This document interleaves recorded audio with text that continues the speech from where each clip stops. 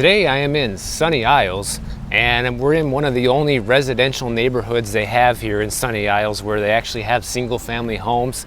It's kind of hard to explain where it is, but to put into perspective, it is right across the street from the Porsche Towers, right there, where you can drive your car right into your condo with the car elevator.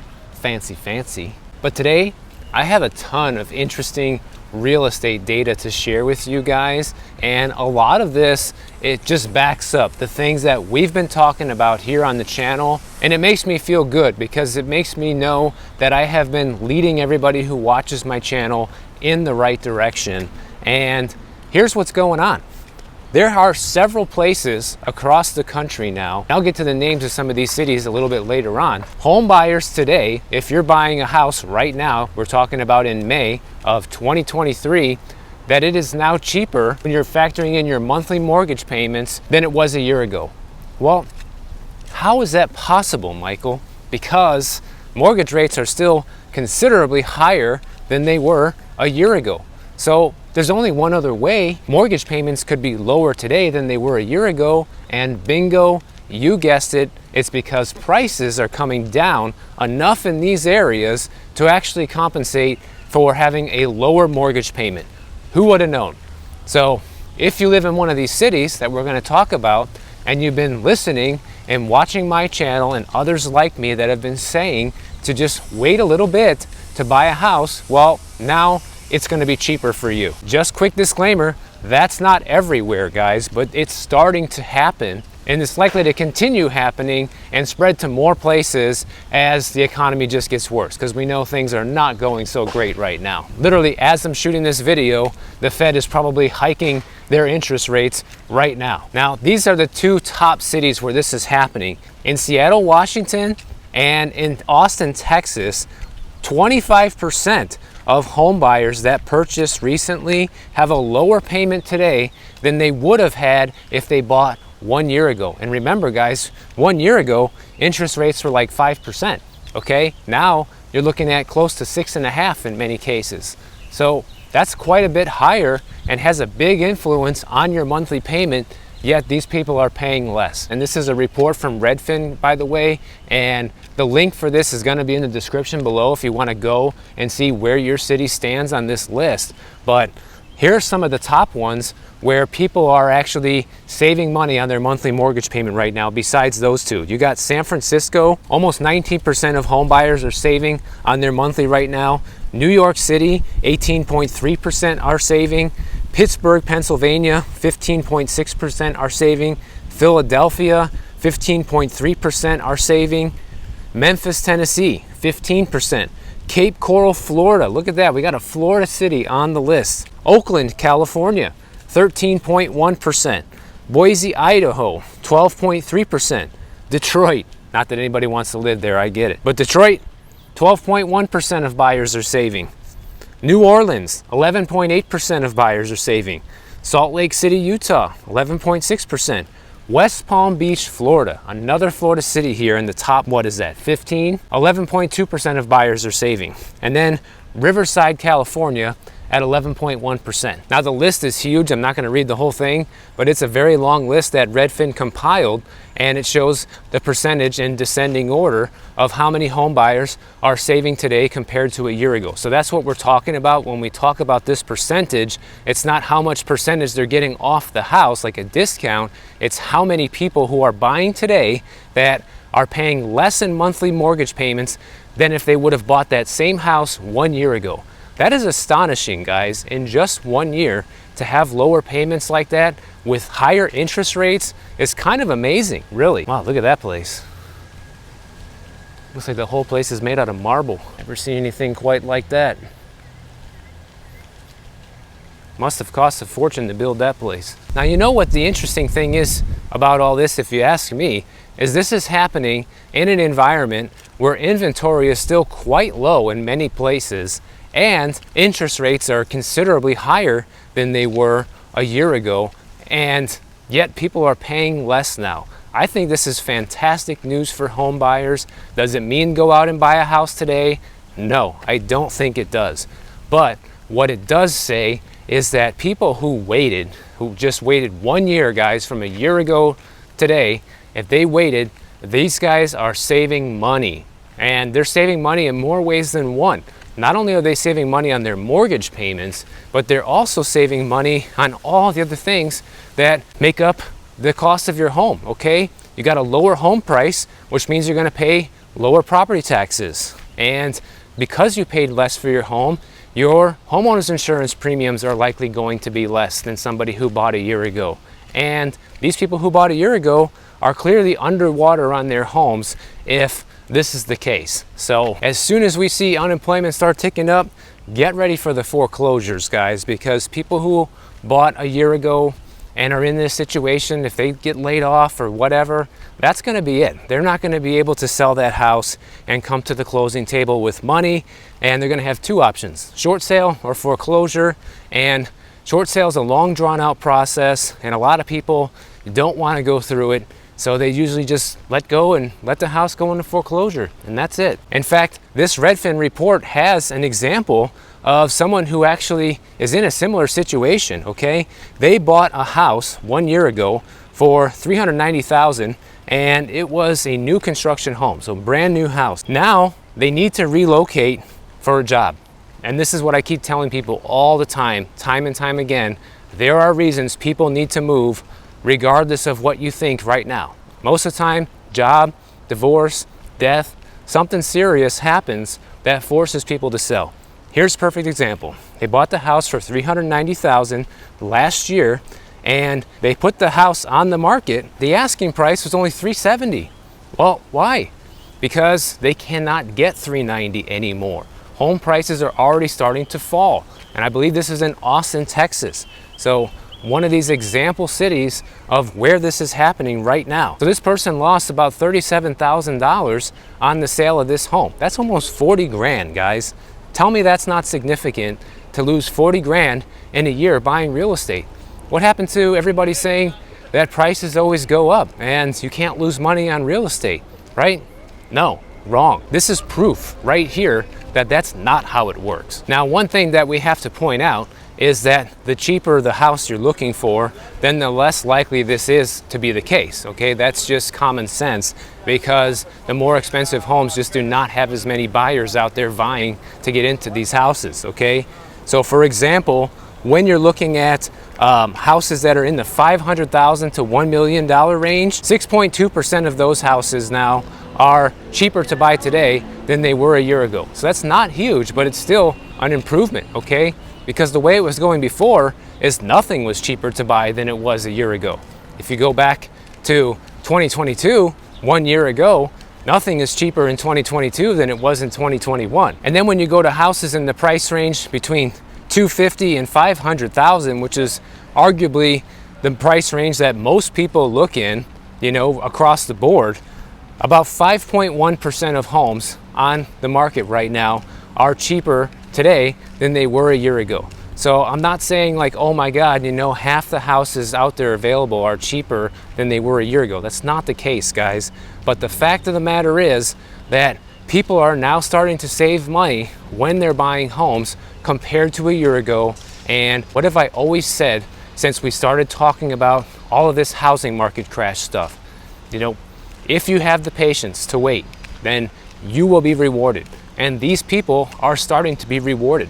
And I feel that the longer you wait right now, not saying wait forever, but if you wait maybe another year, 2 more years, those people will be rewarded even further. And another interesting point from all of this is that if you have a home that's located in an urban area, say one of these condos or a townhouse or maybe even houses like this, 10.3% of those homes have lower monthly payments than homes in rural areas, which are actually in more demand, believe it or not. Only 7% of homes in rural areas have lower monthly payments today than they did a year ago. So it actually looks like from this data that people are more preferring to move further away from the cities, when I think that's something that was easily kicked off by the pandemic and the rise of remote work.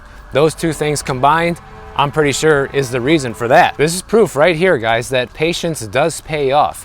And people who are still FOMOing into the market are just probably on the verge of ruining their lives because they're just not paying attention to these trends right now. All they care about is I got to get the house right now. They don't pay attention to the numbers. They don't pay attention to, you know, how much it might go down by in a year from now, or what happens if I have to move or something crazy happens in my life. They don't think about that. All they think about is I got to get the house now. And the almighty Miami, here where I am walking, things are finally starting to come to a screeching halt here, at least for Miami, because most of you probably know that Miami has been the hottest housing market for like the past 2 or 3 years now. It has been on fire here with how much prices have gone up, and it's just been ridiculous. Well, we got the most recent monthly data for Miami-Dade County this week showing the statistics here on what's going on with the market. So check this out. I'm going to put it up on the screen so you guys can follow along with me.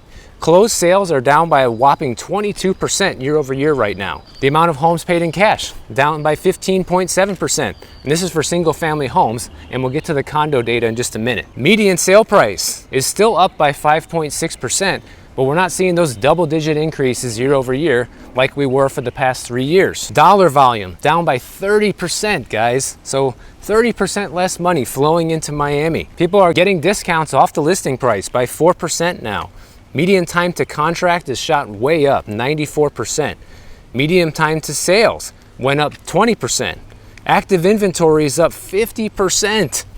Monthly supply of inventory is up 105.9%. That is all huge and is all great news for buyers. But the thing is, guys, because Miami had the largest run-up throughout the entire country, you know, this is not really going to make a dent just yet in terms of how affordable housing is here, or, you know, how easy it's going to be to actually get something that you like. It'll probably take the next few years of numbers starting to reverse like this to have some meaningful difference here in Miami because it shot up so much. Now let's look at condos and townhouses in Miami. Closed sales down 43.8%. Paid in cash actually went up 3.1%. Median sale price, now look at that. This is the most interesting data point out of all this, if you ask me, is that it did not budge. The median sale price has stayed exactly the same at $400,000 from year to year, which means that likely this number is probably going to go negative very soon. And we'll see year over year price declines for condos and townhouses in Miami probably as early as next month or a month after that. Dollar volume down by 44.1%. People are getting 3% off the listing price. Median time to contract is up by 19%. Median time to sales only up 4%, not so much. Active inventory up 34.8%. And month supply of inventory is up 104%. So as you can see, the inventory is starting to come back. It's not at pre-pandemic levels yet, but it's coming back. This house has a for rent sign in the yard, but I can't find any record of this house being listed anywhere online. But anyhow, the last time it was listed for rent was in 2020 for my records for $2,500, but that's really cheap because this is actually a duplex, and apparently each side has a 2-bedroom, 1.5 bath unit. So that's $2,500 per side, and those are basically pre-pandemic prices, so who knows what they'd be charging today.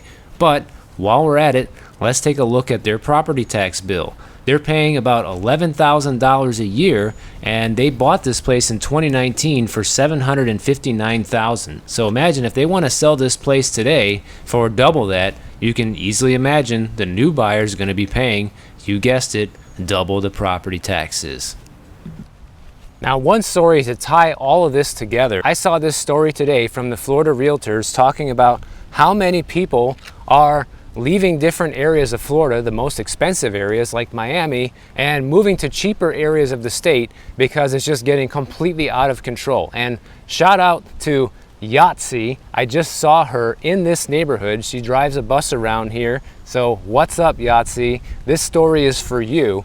And thanks for being a fan of the channel. So last year, Florida's population in 2022 grew by 416,000 people, and most of these people moved to the major cities like Miami, Tampa, and Orlando, which makes traffic, congestion, and home prices all worse, okay? Doesn't make anything better, that's for sure. And a lot of people who already live here, like me, have had enough of this, and they're saying, listen, I'm out of here, you know? It's been great knowing you, but I just can't take it anymore. And I don't blame them, you know? Like Yahtzee, she's lived here her whole life, and she is making sacrifices for her family because her kids are in high school here, and they want to finish out high school here in Miami where they know all their friends, and that's a reasonable thing, right? So she wants to leave too, but she can't because she's being a good mom and she's trying to do the best she can for her kids, which is a really honorable thing to do. So talk about sacrifices, that's a big one. But you have a bunch of people from Miami looking to relocate to places like Port St. Lucie, Naples, although Naples is even more expensive than Miami, so I don't know why they're looking over there. Fort Myers, obviously they got wiped out by the hurricane real bad, and the Bradenton and Sarasota area, and Lakewood Ranch, and all those places are definitely quite a bit more affordable than Miami. And the other good thing about these areas, especially if you're moving from a more congested area like Miami, the Bradenton, Sarasota area, for example, has about 37,000 residential lots that are under construction and development right now. So they're building a lot of homes in this area. The crazy thing is, to the locals over there in these areas in Bradenton, Sarasota, and Fort Myers, home prices are already ridiculous, but when you're coming from an area like Miami, it seems more affordable, which seems like that's just the way it goes with everything now. You know, you have people moving to Miami from New York and California that for them, it's cheap here, right? But for people that have been in Miami for a long time, like me, and have seen the home prices go bonkers here, it's not affordable, okay? It's actually insane, but I can see how people that come from even more insane areas might think that. But Florida is literally the fastest growing state in the country right now. Just in 2022, we saw our statewide population go up by 1.9%, and all these people moving in need somewhere to live. And actually a lot of the people that are moving in are not the old retirees that you would think, people coming down here to settle in Florida, but actually a lot of younger people that are coming here for high paying jobs. And that's been one of the biggest criticisms of Florida for the longest time, is how we just don't have good paying jobs here. But a lot of the young people moving in are getting these high paying jobs and can afford to pay more for the housing here, which ends up pushing home prices higher. Now, some of the other areas that people are looking at moving to in Florida that are even cheaper are places like Lake Mary, Lake Nona, Gainesville.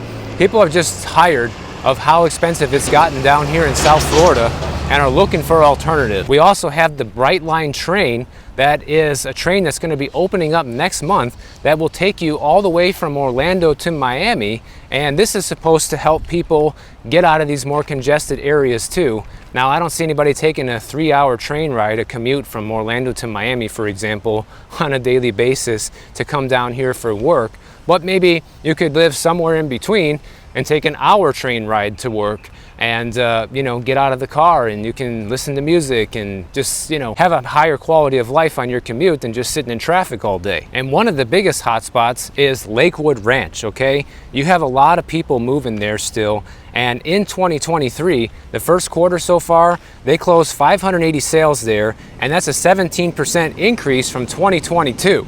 So probably this isn't one of the places that we talked about earlier that it's cheaper to buy today than it was a year ago. Like I said, it's not everywhere, but it is happening in a lot of places. I might be one of those people in the near future, guys. Like, I'm kind of getting tired of it too.